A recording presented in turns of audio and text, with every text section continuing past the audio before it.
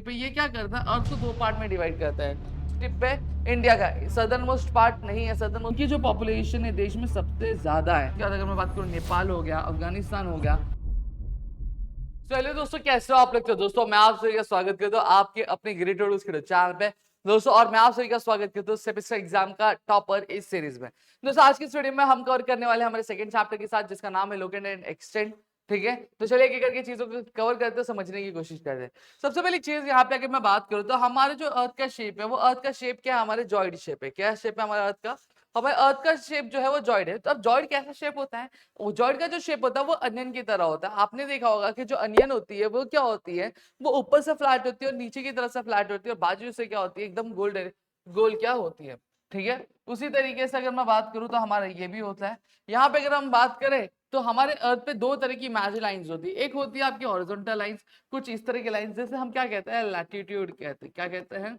Latitude कहते हैं। और कुछ होती है हमारे अर्थ पे कुछ वर्टिकल लाइंस, जिसको हम लोग क्या कहते हैं, जिन्हें हम लॉन्गिट्यूड कहते हैं।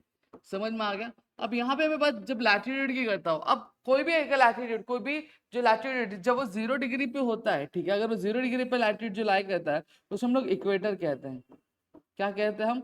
इक्वेटर कहते हैं। ठीक है, और वही जो 0 डिग्री पे लॉन्गिट्यूड लाई करता है उसे हम लोग प्राइम मेरिडियन क्या कहते हैं दोस्तों। ठीक है, अब यहाँ पे एक चीज समझने वाली है कि जो लैटिट्यूड्स होते हैं वो एक दूसरे के पैरेलल होते हैं। अब ये लैटिट्यूड, ये लैटिट्यूड है, ये क्या दोनों एक दूसरे को इंटरसेक्ट हो रहे? नहीं, एक दूसरे को इंटरसेक्ट नहीं हो रहे, इसलिए लैटिट्यूड्स को क्या कहा जाता है? एक दूसरे का पैरेलल क्या कहा जाता है। इतनी चीजें क्लियर हो गई। अब चलो आगे बढ़ते हैं। अब यहाँ पे अगर हम बात करें, अब यहाँ पे हम एक और चीज मैं बताना भूल गया आपको।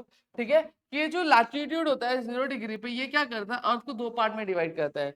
हमारे हेमिस्फीयर्स में क्या, हेमिस्फीयर्स में क्या, दो हेमिस्फीयर में डिवाइड करता है। जो ऊपर की तरफ हेमिस्फीयर उसको हम लोग नॉर्दर्न हेमिस्फीयर कहते हैं, और जो नीचे की तरफ है उसे हम लोग क्या, सदर्न हेमिस्फीयर क्या कहते हैं। यहाँ पे डायरेक्शन की भी आपको नॉलेज होनी चाहिए। ऊपर की तरफ हमेशा नॉर्थ डायरेक्शन हम इंडिकेट करते हैं, नीचे की तरफ साउथ, यहाँ पे हम ईस्ट डायरेक्शन, और यहाँ पे हम वेस्ट डायरेक्शन का इंडिकेट करते हैं। नॉर्थ और ईस्ट के बीच में जो आया वो नॉर्थ ईस्ट कहलाता है, जो साउथ और ईस्ट के बीच में कहलाया वो साउथ ईस्ट कहलाया, साउथ और वेस्ट के बीच में साउथ वेस्ट कहलाया, और नॉर्थ और वेस्ट के बीच में कहलाया नॉर्थ वेस्ट क्या कहलाया।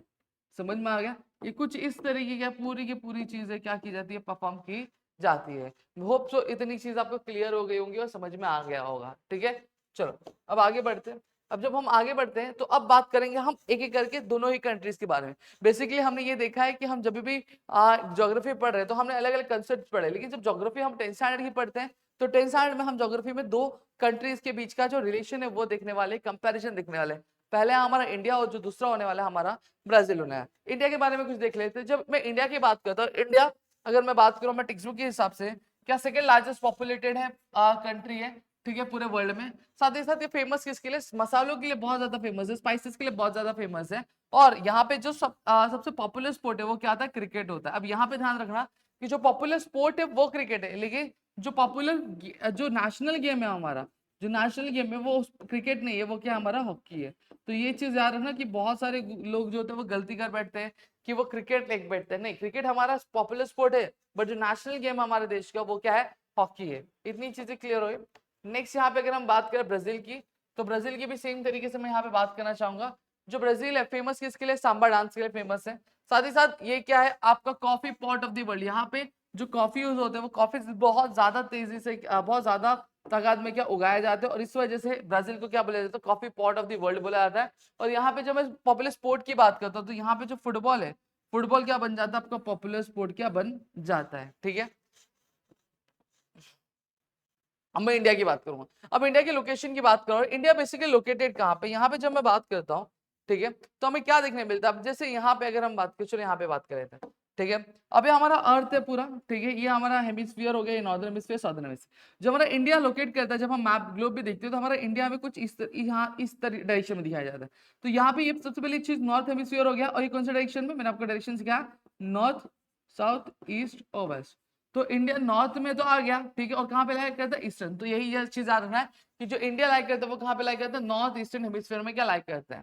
साथ ही साथ अगर हम एशियन कॉन्टिनेंट की बात करें, ये हमारा पूरा मैप है। हमारे पूरे मैप में अगर मैं बात करूँ तो नॉर्थ अमेरिका हो गया, साउथ अमेरिका हो गया, ये अफ्रीका हो गया, ये यूरोप हो गया, और ये हमारा एशिया वाला पार्ट हो गया। अब इस ये एशिया वाले पार्ट में जब हम बात करते हैं तो इस एशिया वाले पार्ट में जो इंडिया कहाँ पे लाइक कर रहे हैं? नीचे की तरफ लाइक कर रहे हैं, हाँ या ना? तो ये हमारा कौन सा सदर्न। तो आपको याद रखना है कि जो इंडिया होता है वो हमारा कहाँ पे लाई करता है, जो सदर्न पार्ट है एशियन कॉन्टिनेंट का वहां पे क्या लाई करता है, ठीक है।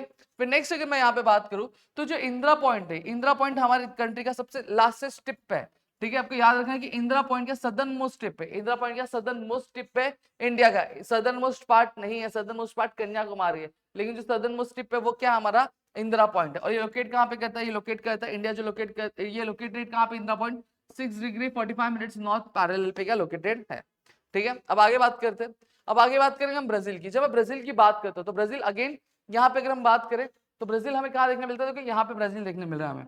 जब ब्राजील की बात करता हूँ तो ये देखो 0 डिग्री हमारा, ठीक है, 0 डिग्री इक्वेटर आपको यहाँ पे दिख रहा होगा। अब आपको मालूम है कि इक्वेटर के ऊपर नॉर्दर्न हेमिस्फीयर, इक्वेटर के ऊपर नॉर्दर्न हेमिस्फीयर है और इक्वेटर के नीचे सदर्न हेमिस्फीयर है, समझ में आ गया। अब यहाँ पे अगर हम बात करें तो इक्वेटर के जो ऊपर जो जगह है, ठीक है, और ये नीचे ये पूरा क्या है, ब्राजील है।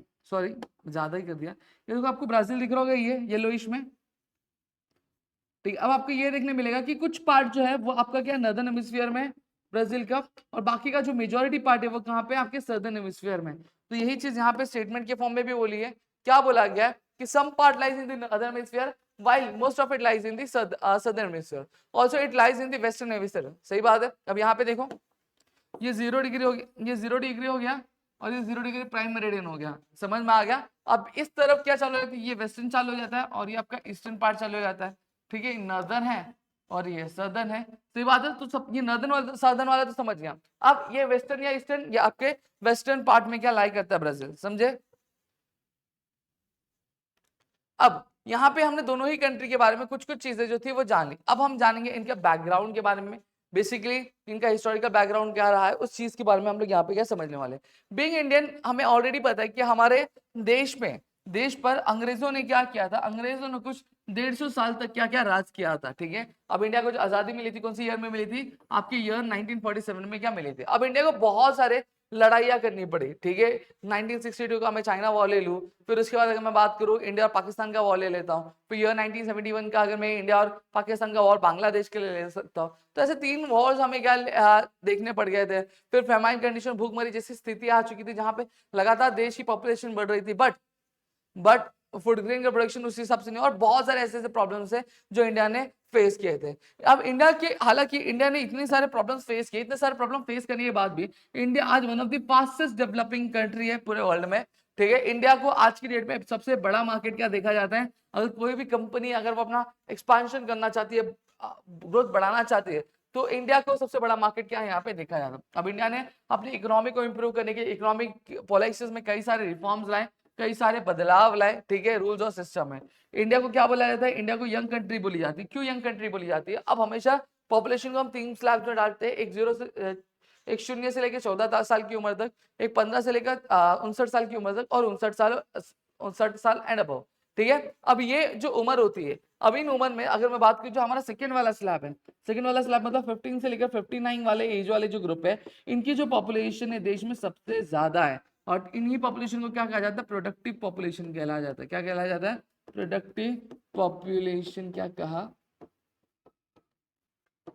ठीक है, प्रोडक्टिव पॉपुलेशन कहा जाता है, ठीक है। तो इस वजह से ये कंट्री में बहुत ज्यादा है, इनकी पॉपुलेशन बहुत ज्यादा है, इस वजह से हमारी कंट्री को क्या यंग कंट्री क्या कहा जाता है। क्लियर है इतना चीज।